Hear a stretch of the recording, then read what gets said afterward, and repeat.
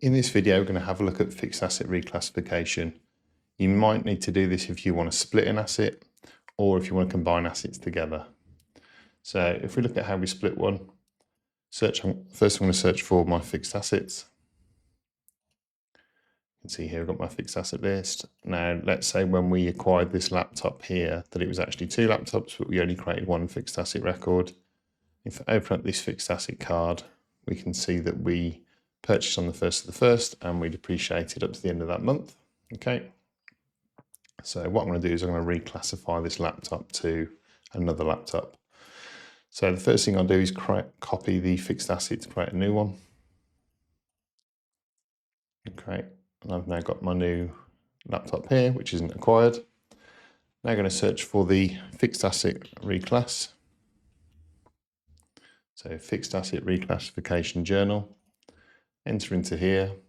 Need to enter in the posting date. This can't be any earlier than the transactions that have already happened. So we're going to do 31/01/27. Enter in a document number.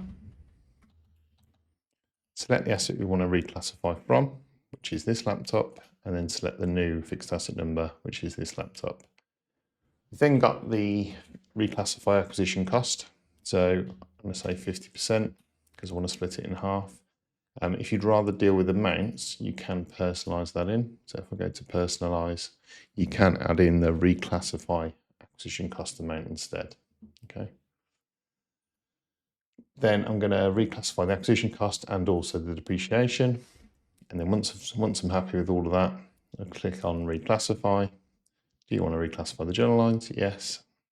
And it's now been successfully reclassified. Now, if I come out of the journal, see nothing's happened to this new asset. So 370 doesn't have any fixed asset ledger entries yet. 340 hasn't got any adjustment. So when you run the reclassify, although it says it's done, it doesn't actually prompt you to post the journal. So it's created the journal within the fixed asset GL journal. So if we go to the fixed asset general ledger journal, you can see here we've got the reclass entries. So we've got the acquisition cost for asset 340, it's being reduced as a negative. We've got the acquisition cost for asset 370 is being increased, it's a positive. And then we've got the depreciation as well. Okay, so we can check all of that now and then hit on post. Successfully posted. And if we come back up now to our fixed asset list, this won't have refreshed because we haven't closed and reopened the page. But if I go into asset 340 now, we can see that the book value has changed. And if I go into there and expand that out, we can see that on the 31st of the 1st, the acquisition cost was reduced and the depreciation was also adjusted out for 50% of that. And if we go into our new asset, we will see that the book value is also there now. So we've got that coming in. Okay, that's all been posted up to the 31st of the 1st as well.